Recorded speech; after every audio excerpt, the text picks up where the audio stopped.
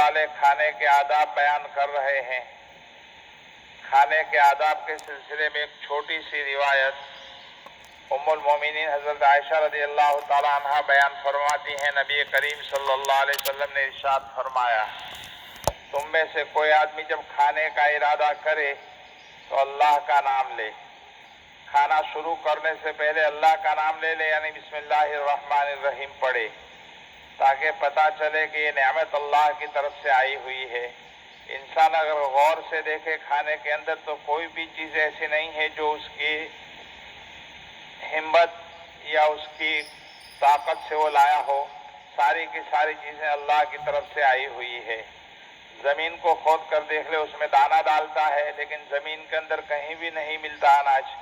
وہ اللہ تعالیٰ اپنی قدرت کاملہ سے نکالتے ہیں، اس پر پانی برساتے ہیں اور اس کو نکالتے ہیں، بازار میں بیچتے ہیں، بازار سے اپنے یہاں آتا ہے، پھر اس کی روٹی وغیرہ پکتی ہو رہی ہے، انسان کھاتا ہے تو کھانا شروع کرتے وقت اللہ کو یاد کرتے ہوئے بسم اللہ الرحمن الرحیم پڑھے، اور اگر کھانے کے شروع میں بسم اللہ پڑھنا بھول جائے تو درمیان میں جب بھی اس کو یاد آئے، جب اس کو یاد آ جائے کھاتا کھاتے بسم اللہ اولہ و آخرہ پڑھ لے، کہ اللہ کا نام شروع میں بھی اور آخر میں بھی یہ پڑھ لے، اس سے بھی سنت ادا ہو جائے گی۔ تو نبی کریم صلی اللہ علیہ وسلم نے اس روایت میں ایک ادب بیان فرمایا ہے کہ کھانا شروع کرتے وقت صرف بسم اللہ کہا تب بھی سنت ادا ہو جائے گی، پورا بسم اللہ الرحمن الرحیم نہ پڑھا، صرف بسم اللہ پڑھا تو بھی سنت ادا ہو جائے گی، اور اگر بسم اللہ الرحمن الرحیم پوری پڑھ لے تو بہت اچھا ہے۔ اور عام طور پر کھانے سے پہلے یہ دعا پڑھی جاتی ہے، بسم اللہ و برکت اللہ۔ اصل تو یہ ہے کہ کھانے کا عمل جب شروع ہو اس وقت اللہ کا نام لیا جائے، یہی مستحب اور ادب ہے۔ لیکن اگر کوئی آدمی شروع میں اللہ کا نام لینا بھول جائے اور درمیان میں یاد آئے تو یہ نہ سمجھے کہ میں محروم ہو گیا، بلکہ نبی کریم صلی اللہ علیہ وسلم نے اس کا بھی طریقہ بتلا دیا کہ درمیان میں جب یاد آئے بسم اللہ اولہ و آخرہ پڑھ لے۔ گھر کا بڑا آدمی پڑھ لے ذرا زور سے، تاکہ چھوٹے بچے سب سن کر اس کو یاد کر لے اور پڑھنا شروع کر دے، یعنی اللہ کا نام سے شروع میں بھی اور آخر میں بھی لیتا ہوں۔ ایک روایت میں یہ بھی ہے کہ بسم اللہ اولہ و اوسط و آخرہ، شروع میں، درمیان میں اور آخر میں اللہ کا نام لیتا ہوں۔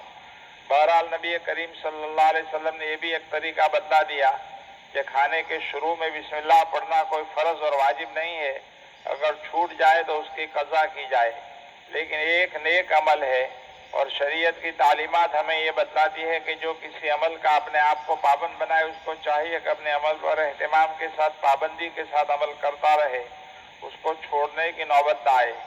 اللہ تعالیٰ نے جب کسی ایک لائن اور طریقہ سے اللہ تعالیٰ کی اطاعت اور فرما برداری اور نیکیاں حاصل کرنے کی توفیق دی،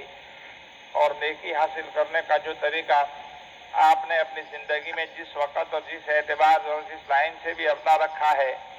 وہ طریقہ اگر کسی وجہ سے اس وقت پر چھوٹ گیا تو اس کو دوسرے وقت ادا کر لو، اگرچہ وہ فرض اور واجب نہیں ہے، نہ اس کی قضا واجب ہے، لیکن جب وہ نیکی کا ایک کام ہے تو جو ہم اپنے نامہ اعمال میں اس وقت پر اندراج نہ کر سکے اور درمیان یا آخر میں آ گیا تو اسی وقت پڑھ لیں۔ حضرت مفتی محمود الحسن رحمۃ اللہ علیہ فقیہ الامت رحمۃ اللہ علیہ کا کیا معمول تھا؟ ہمارے بزرگوں نے اسی حکم سے ایک اور بات بتلائی۔ ہمارے حضرت مفتی محمود حسن صاحب رحمۃ اللہ علیہ کے خادم خاص مولانا ابراہیم صاحب پانڈور فرماتے ہیں کہ بعض مرتبہ سفر میں دیکھا کہ کسی وجہ سے حضرت نوافل جن کا معمول ہوا کرتا تھا وہ ادا نہیں ہو پاتے، مثلا مغرب کے بعد اوابین کی عادت تھی اور کسی وجہ سے وہ ادا نہیں ہو پائے، جیسے نماز کے بعد کچھ لوگوں سے ملنا ہے یا بیان کا پروگرام رکھ دیا گیا ہے، اگر اوابین میں مشغول ہوتے تو جو لوگ سننے کے لیے بیٹھے ان کو انتظار کرنا پڑتا، تو ان کو انتظار کی زحمت نہ ہو، اس لیے ضروری سمجھا جاتا ہے کہ اپنے اوابین کو روک کر آدمی پروگرام میں مشغول ہو۔ تو مولانا ابراہیم صاحب فرماتے ہیں حضرت مفتی صاحب کو دیکھا کہ مغرب کے بعد وہ نوافل ادا کرنے کی باری نہیں آتی،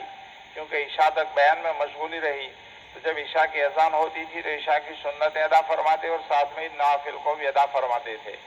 تو ان نوافلوں کی قضا تو نہیں ہے، لیکن چونکہ ایک عمل ہمیشہ پابندی سے کرتے رہے ہیں تو عمل ان کے نامہ اعمال میں آ جائے، اس اس لیے حضرت مفتی صاحب رحمۃ اللہ علیہ اس کو پڑھ لیا کرتے تھے. جیسے کھانے کی دعا کے متعلق حدیث میں فرمایا کہ شروع میں بھول جائے تو آخر میں پڑھ لے, اسی طرح حضرت ڈاکٹر عبدالحی صاحب عارفی رحمۃ اللہ علیہ جو حضرت تھانوی رحمۃ اللہ علیہ کے بہت بڑے خلفاء میں سے تھے, ان کے متعلق لکھا ہے کہ ایک مرتبہ کسی جگہ جا رہے تھے, مغرب کے بعد وہاں پہنچنا تھا لیکن وقت پر نہیں پہنچ پائے. راستے میں مغرب کی نماز پڑھنے کی نوبت آئی تو اس خیال سے کہ وہاں لوگ انتظار میں ہوں گے, مغرب کی نماز کے بعد 2 رکعت سنت موقدہ ادا کی اور اوابین کو چھوڑ کر جہاں جانا تھا وہاں پہنچ گئے. لوگ پہلے سے انتظار میں تھے, بیان میں مشغول ہو گیا, اسی میں عشاء کا وقت آ گیا. عشاء کے بعد پھر کچھ دیر مشغولی رہی. بعد میں ساتھیوں سے پوچھا پائے اوابین کا کیا ہوا؟ کہا حضرت وہ تو چھوٹ گئی, اس لیے کہ پروگرام میں مشغول ہو گئے تھے.